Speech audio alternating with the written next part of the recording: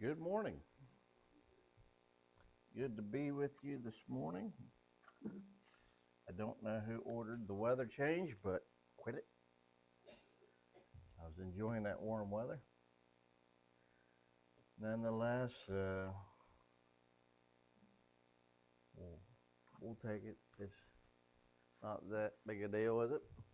Uh, Welcome back, our visitors with us this morning. Welcome each and every one of you. This morning, I thought we would take a look at over in James chapter 1. And I think we've looked at different aspects of this probably over the past 5 years. But sin's so prevalent in our lives, I think it's good to rehash some of this from time to time. But beginning there in verse 12 of chapter 1, it says, is the man who remains steadfast under trial.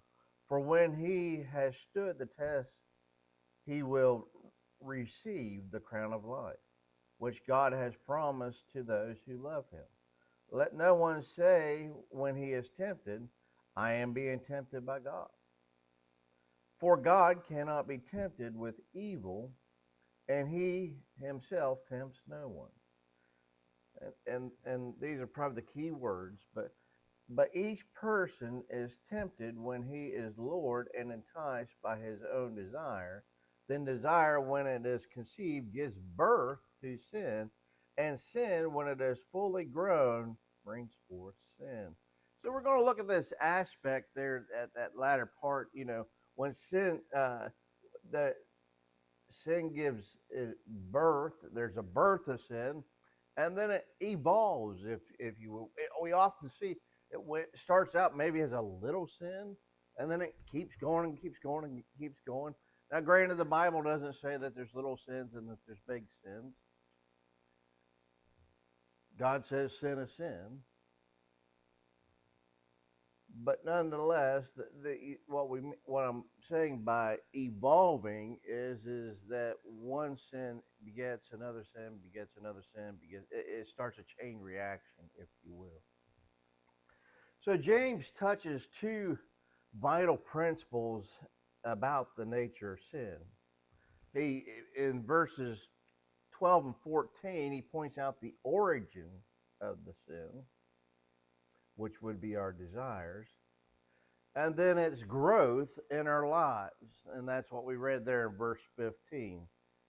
So we want to look at the growth of sin from different aspects, if you will, here this morning. The first one that I want to look at here is the principle illustrated. This principle is illustrated in the Bible. In other words, the growth of sin. In other words, I believe we can look at some case studies to show how one sin begot another sin, begot another sin, begot another sin. And if you will, if you go back to Genesis, Joseph's brothers, I think, is a good case study. How it started out as hatred and envy, or jealousy, if you will. They didn't like their brother. They didn't like what he was receiving. There in verse 4 it says, but when his brothers saw that his father loved him more than his other brothers, they hated him and could not speak peacefully to him. Now, I've heard some historians or some people say, well, if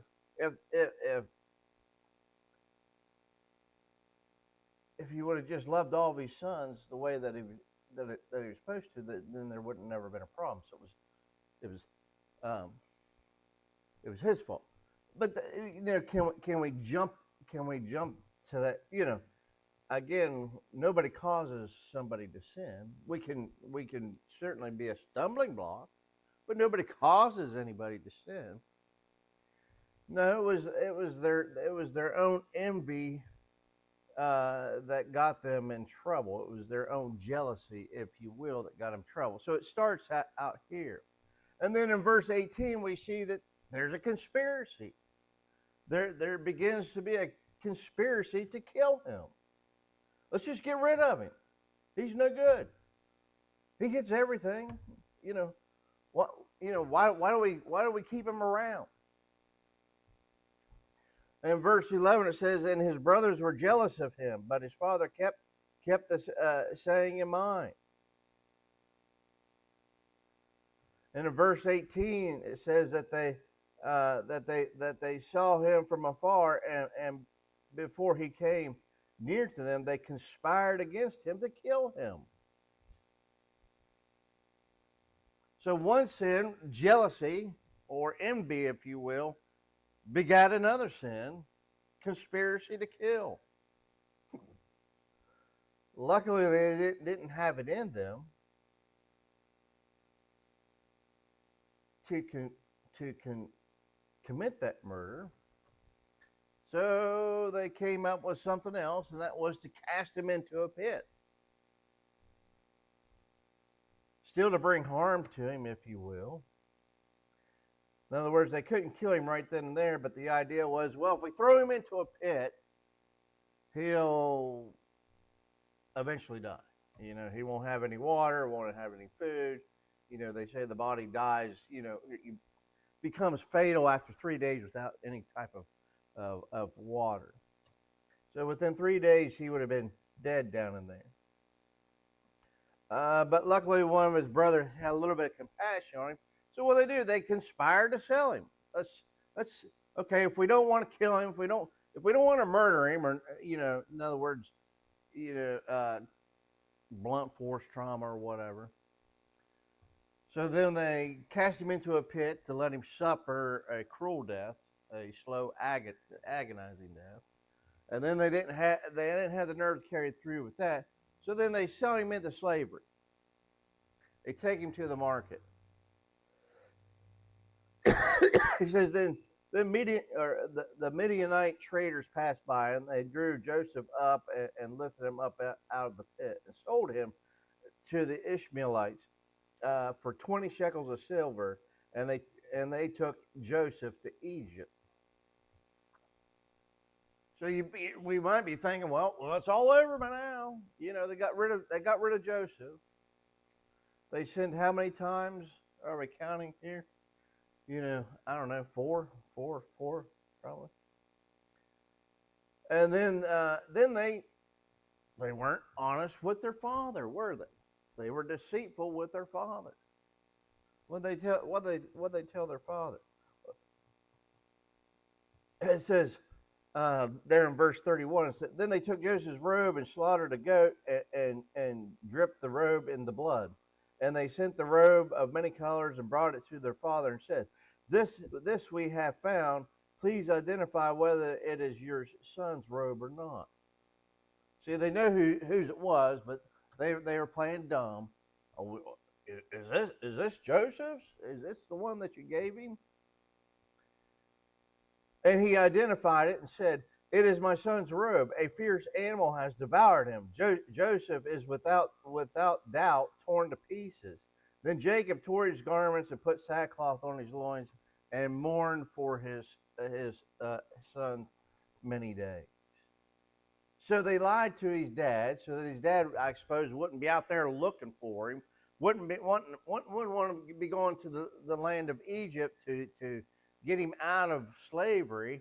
So they come up with a scheme to say, well, obviously he's been torn apart by a wild animal. So again, we start out here with thoughts, if you will, desires. Their desires was what? To to receive the same love from their father as what Joseph did.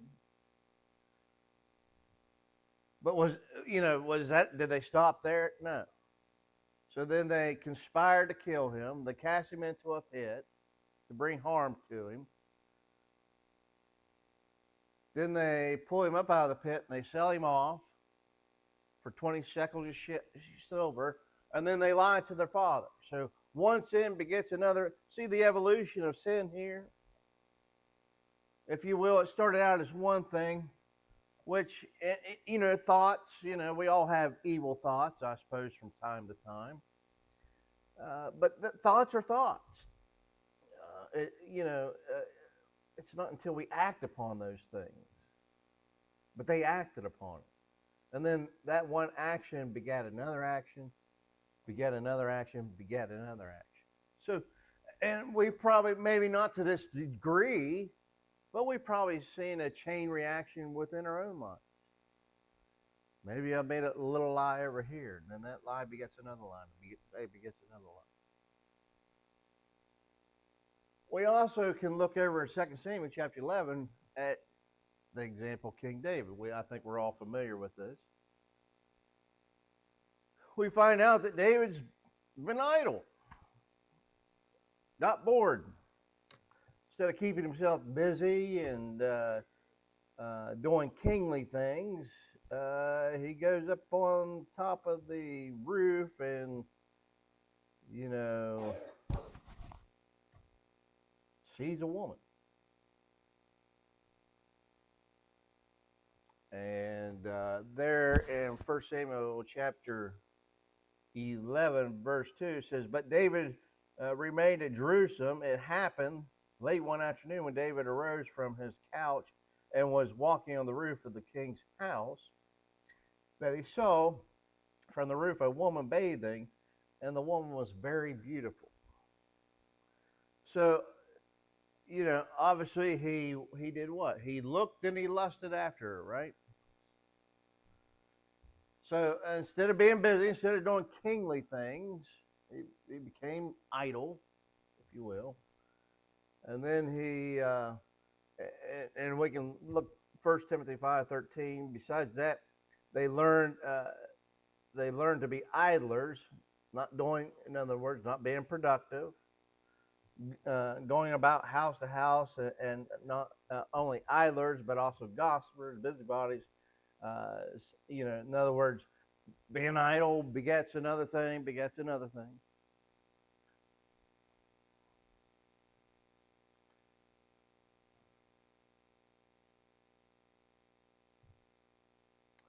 And then, because of this lust, because he sees this beautiful woman in her nakedness, he does what?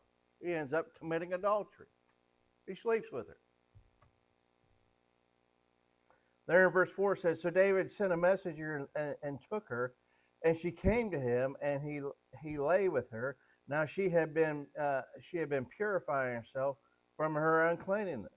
Then she returned to her house. So now he acts upon that lust. He sends one of his servants or one of his henchmen, if you will, over, and of course he would refuse a meeting with the king. She goes and meets the king, and then he probably, smooth talks her or whatever. Anyway, convinces her that they ought to commit adultery. You would think that would be enough in and of itself, would it not? That was punishable by death under the old law, right there. But no, it wasn't enough. They just started getting nervous. Oh no, what if I got her pregnant? How would she explain that away? Her husband's all fighting. What am I going to do? So he schemes again, right? It says, so David sent word to Jacob, send the Uriah the Hittite. He said, I'll paraphrase. I won't read all that for sake of time. But he basically says, go get her husband. It doesn't say I slept with this woman and go get her husband. But no, but in his head, go get Uriah the Hittite and bring him back here, And thinking, well, he'll come back here, then he'll be happy to be out of the tents, out of the battle space, if you will, battleground, and then he'll be happy to be reunited with his wife. So he'll obviously want to have relations with his wife. But Uriah the Hittite wasn't that type of guy, was he? He was focused on the battle at hand, and so he wouldn't be with his wife. So then there in verse 12 says, David said to Uriah, remain here today also and tomorrow, and I will send you back. So Uriah remained in Jerusalem all that day and the next. And David invited him and ate with the presence of drink, so that he made him drunk. And in the evening he went out to lie on his couch with the servants of the Lord, but he did not go down to his house. So he even got him drunk. He lowered his inhibitions. He knew that Uriah the Hittite didn't want to go back to his house.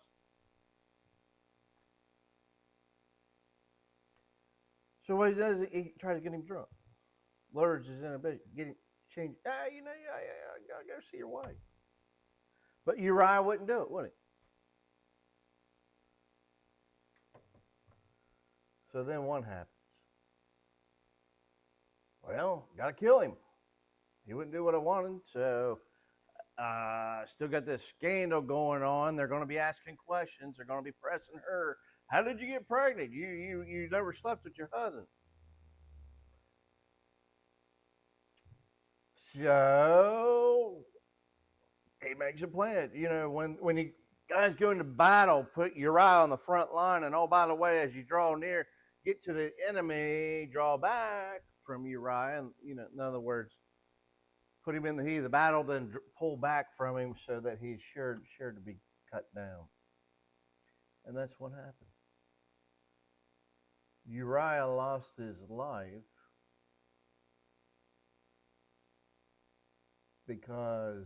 ultimately because David was idle.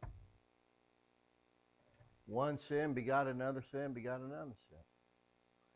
The evolution, if you will, of sin. Started out here, lust, adultery, treachery, and then murder. Each one of those is sin. Each one of those, especially when we get down to here, egregious sins.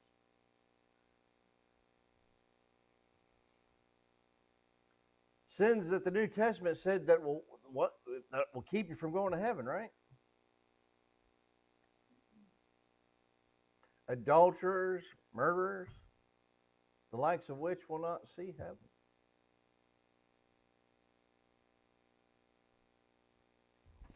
Real quick, what about David? You know, New Testament example, if you will. Well, you know, he was probably overconfident, thought too much of himself. Over Matthew chapter 26, he says, Peter answers and says, though they all fall away because of you, I will never fall away. You know, I will always be by your side, Lord. I'm your right hand man. I'll always be there. Others may, you know, lose their ambitions to safeguard and protect you, but I won't. But then by verse 58, when we see Christ getting pressed by the Pharisees and the Sanhedrin and whatnot, by the high priest minions, we see that he starts to drift back. He's no longer that right-hand man, but he's what? Following from afar.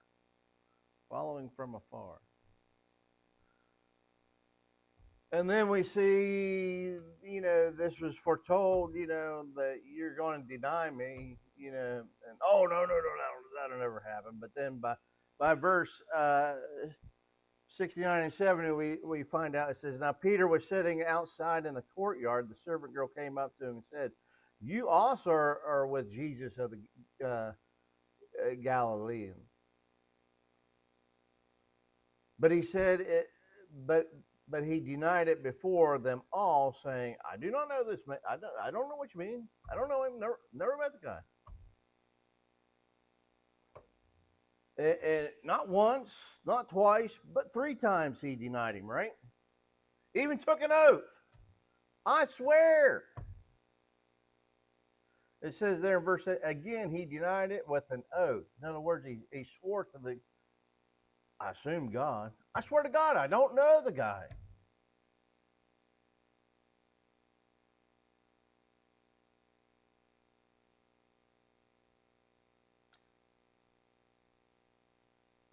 And then what he united it with cursing and swearing.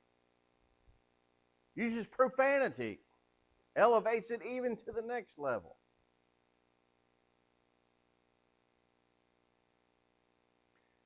After a little while, the bystanders came up and said to Peter, "Certainly you too are one of them, for your accent betrays you." And he starts cussing and cursing, if you were, swearing, saying explicitives. I don't know this guy. Then the rooster crows 3 times, and he runs off weeping. But it all started back here with he's overconfident. No, I'll never do that. Well, never. It happened. Boastfulness. Don't be boastful. I think that's the last one. Persecution of the early church, the early Christians. They threatened them. But there in verse 7, we're jumping over to Acts chapter 4, and we've been looking at this Bible study. But in order that they may spread no further among the people, let us warn them to speak no more to anyone in this name. So they threatened them. Keep saying what you're saying, and something's bad is going to happen to you. And then they imprisoned them. They didn't like what they were saying, so then they threatened them. We're going to bring bodily harm to you if you don't be quiet. They wouldn't be quiet, so then what they do, they imprisoned them, falsely imprisoned them. They arrested the apostles and put them in public prison for nothing more than what? Speaking the truth, for proclaiming the gospel. Then they beat them. If that wasn't enough, false imprisonment. Well, let's go ahead and follow through with, let's bring some bodily harm to them. And when they had called in the apostles, they beat them and charged them not to speak in the name of Jesus and let them go. And I'm sure, I think we talked about this before. They probably caned and whipped, in other words, I don't think that they were punching them, giving them black eyes, but they were probably hitting them with a rod or a reed, which basically tears the flesh when you hit somebody. So they would have been lacerating them.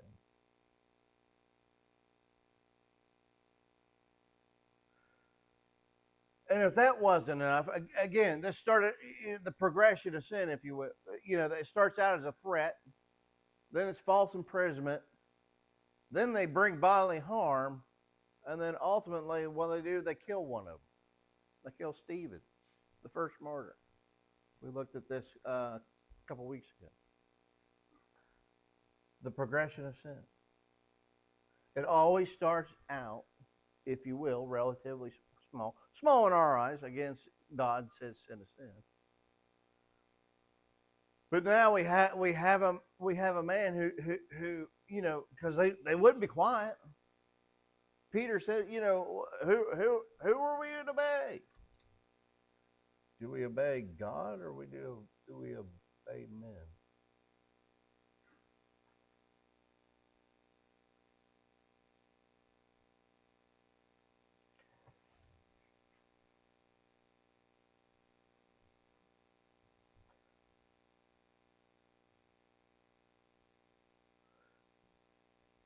This is going over in the 2 Timothy chapter 4, verses 3 through 4, the apostates from truth.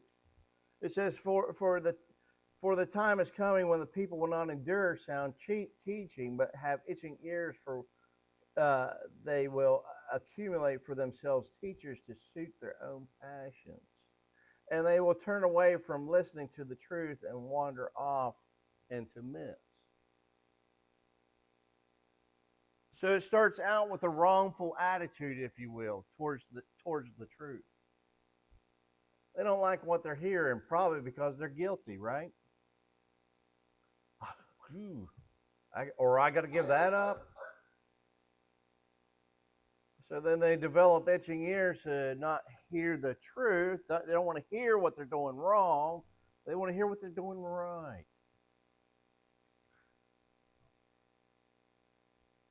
So they do what? They hire for them people that will tell them what they want to hear.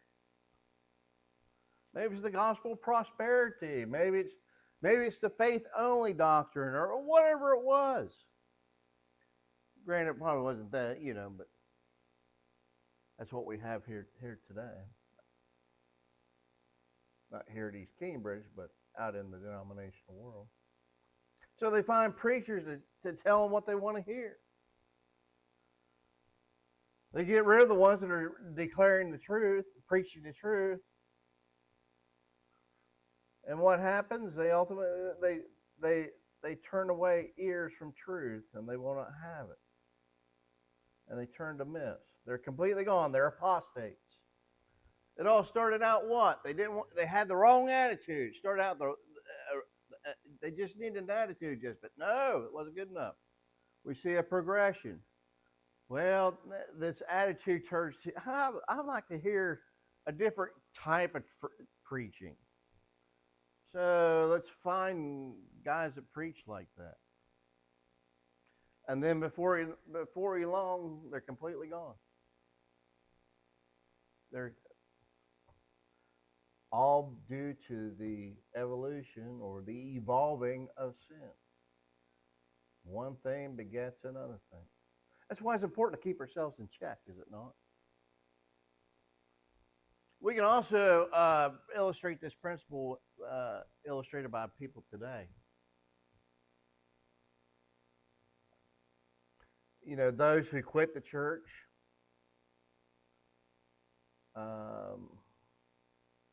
starts out, they were maybe a little issue. Well, I didn't like the color of the wallpaper, didn't like the color of the carpet.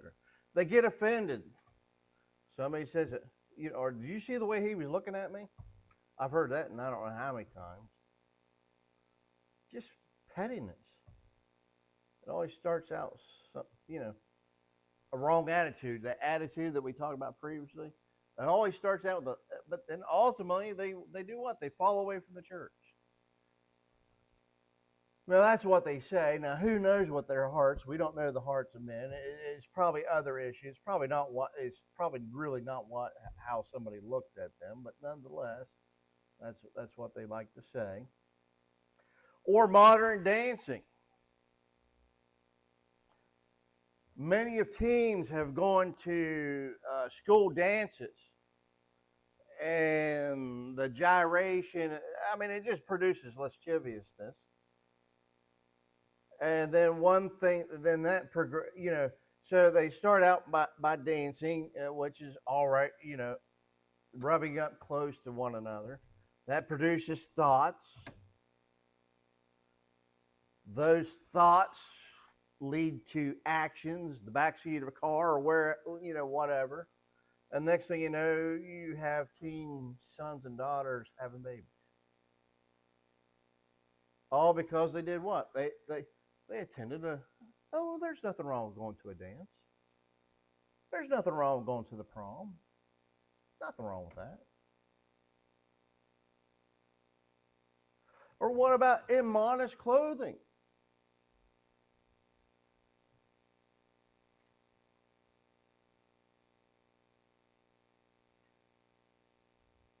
How many women, not to pick on women, but men can be guilty too of wearing immodest clothing, but probably our society, it produces thoughts. For some men, it produces actions. Women wear scantily dressed when they go to places in public. And then as soon as they're away, men either hit upon them or worse, men may rape them.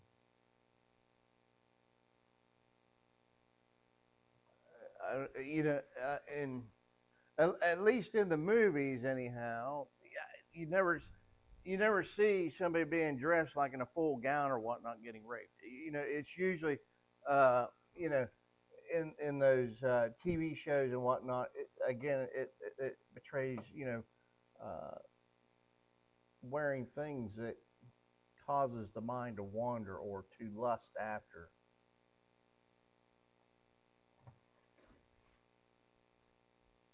Again, wearing indecent. It's a sin. But often those things are worn for what? Advertisement. Oh, look at me. Look how good I look. And then that often leads to, oh, look how good she looks. Look how good he looks. Let me inquire. Let me talk. And one thing leads to another.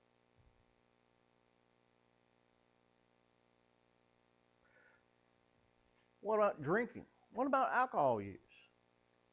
Oh, I'll just have a little sip. I'm just going to go to this party. I'm going to have a little drink. A little drink becomes a second little drink, becomes a third little drink. The little drinks become not so little. Becomes a full drink, and then it becomes another drink, becomes another drink. And the next thing you know, you're completely wiped out. You're drunk. Your inhibitions are gone. There, at those type of places, all kinds of things have happened. Um, Date rape, women waking up and not knowing what happened, who they were with, or how they even got there. When I was deployed over in, it was an interesting story, I guess you say. It was interesting. When I was deployed overseas, over to Qatar, uh, one of the women that we were with, now it was supposed to be a dry base, and none of the Air Force people were supposed to be. You could have, I think, you could have two. You could have two beverages, two drinks, either two 4 ounce drinks of liquor up to two beers, um, which was, if you remember the one on the on drinking, the sermon on that wouldn't create drunkenness, but it cause you to be a little lightheaded and lose a little bit of inhibitions. However, they found this one girl. She was completely inebriated. In other words, completely passed out, rolled up in a rug, completely naked. She had gone to one of the foreign services venues, if you will, had gotten drunk, and somebody there, we assume somebody there, they raped her, took all of her clothes off. Then after they were done, they rolled her up in a rug and threw her in a ditch. She didn't have any recollection of it. Now, I'm sure when she set out that night, she only planned on, well, I'll only drink the limit. I'm sure she was telling probably all her friends, I'm just going to go over here and hang out. I'm not going to do anything, nothing bad will happen to me. I'm not going to do anything that I shouldn't.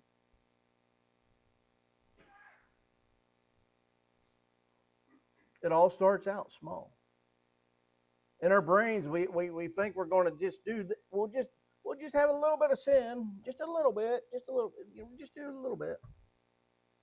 And it grows and it grows and it grows. And unfortunately like I say, unfortunately for this girl, no kidding was raped. Just think if that was on a country road or somewhere where there was no people around, how long she would have been out there. Just think if it would have been during the winter that they threw her out there wrapped up in a rug.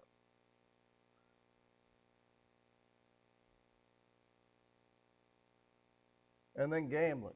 I can't tell you the number of people that I know, or I play a game online, and people Yeah, I'm gonna go to the casino. We're just going there to have a good time, Then they come back and yeah, I lost thousands, hundreds, thousands.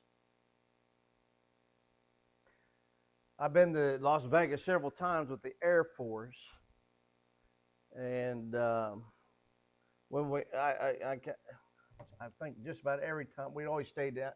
Usually we stayed downtown, and so we would accumulate down there in the lobby, and there was always somebody down there saying, about every time I went there, there was somebody telling a sad story about how they got there several years ago and lost everything and never could leave Las Vegas. In other words, they never had the money to leave Las Vegas. One guy admitted that, yeah, I got a job and stuff here, but I no more get some money and I'm back on the tables or I'm back on the slots or whatever it was. I remember there one night I was standing downstairs waiting on some of our friends. We were supposed to be going out to eat, and there was this lady playing at the countertop. There was these embedded slot machines, these digital machines. She must have had 6 or 7 stacks of silver dollars, these trays. I don't know how many. There might have been. I mean, these trays were huge, and there was these big stack of coins, and she must have. There were several $1,000s there, silver dollars, that this machine was taking, and she was and there for a while. She kept on winning. She kept on winning. By the time my friends got down there, granted, I was just waiting for them, so I wouldn't have down. It wasn't like I was down there for hours. Probably over the span of 15 to 20 minutes, she was cashing in money for more coins. She had lost all that she had won and was getting more coins. So again, it all starts out at one bet. Growing up, a friend of mine, he always always wanted to play the lottery, and he couldn't just buy one lottery ticket.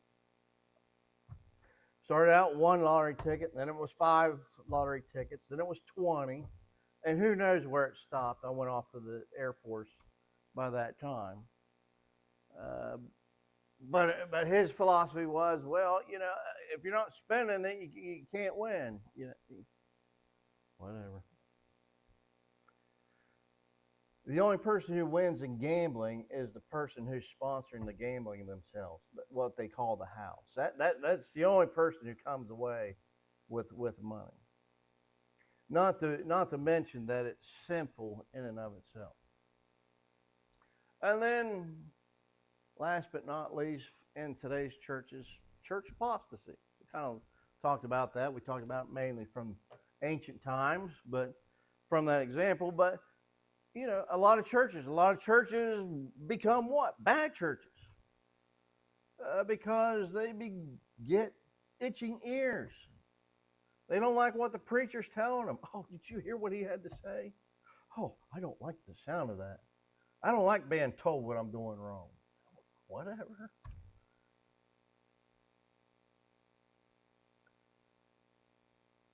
It all starts out with a little idea. And that little idea grows into another idea, and maybe it might take a generation or two. But before you know, it's what? It's completely fallen away. I think that's why Christ, the great illustration, a little leaven leaveneth the whole loaf. A little bit of sin in the church can turn into what? A complete apostasy. Same way with modern digression. Well, we're just going to let this in. And one generation digresses a little, then the next generation digresses a little bit more, and then the next generation. And before long, you don't even recognize it. This is a Church of Christ? Well, yeah, back in 67 we were, but not now. So we ought to look to these examples today and realize that, yeah, sin does evolve. We got to. So I think the key takeaway here is that when you realize I committed a little sin. Well, stop there. Repent. Don't do no more. Don't go beyond there. Once you recognize it, repent. Turn away. Don't continue down that road of progression. Don't keep evolving.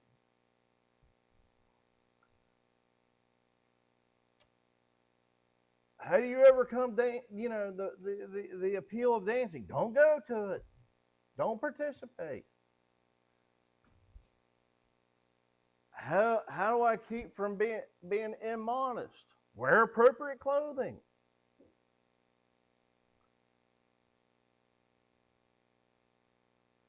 How do I ensure that I'm not an apostate church? Prove everything with the Bible. If it's not in the Bible, then they're practicing something that they ought not practice. Do everything in word and deed. Do all in His name. We should have book, chapter, verse for everything that we do in the church. If it's not in the Bible, then it's obviously not approved.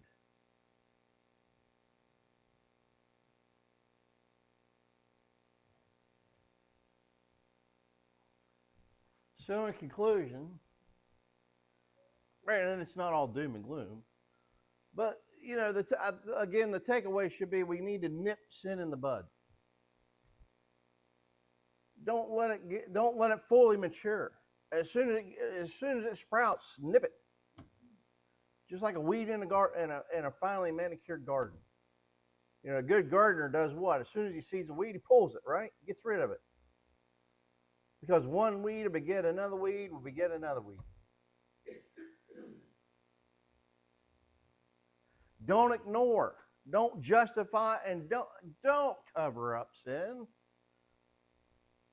That's what Joseph and David did. They try to cover up their sin, and that certainly, one sin begets another sin begets another sin. We remember growing up, being told as a little kid, one lie begets another lie begets another lie. And pretty soon you can't remember what you lied about to cover up those lies. Same way with sin. Maybe the sin is lying, but maybe the sin is not. Immodest dressing leads to lustful behavior. Lustful behavior leads to inappropriate action. Inappropriate actions begins to it just keeps growing and it keeps growing. When it gets ignored or we try to justify it, and certainly when we try to cover it up. The only cure for sin is to what? Repent and seek forgiveness before we allow it to become fully grown. That's the only cure. This is the only remedy.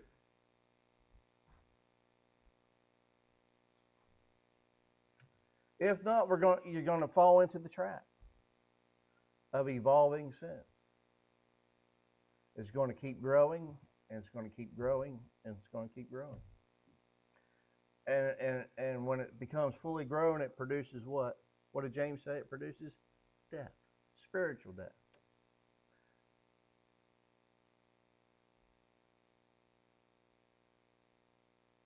So we wanted to extend the invitation.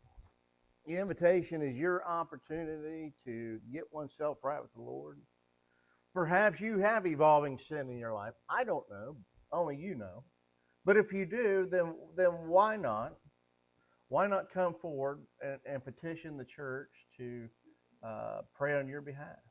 Or perhaps you haven't even become a Christian. Perhaps you're living a life of sin. Perhaps you'd like to be baptized and come up out of that watery grave a new creature. Something where you put off the old man of sin and you put on the new man. Put on Christ. If you're subject to the gospel call in any shape, form, or manner, let it be known as we stand and sing the song of Job. All right.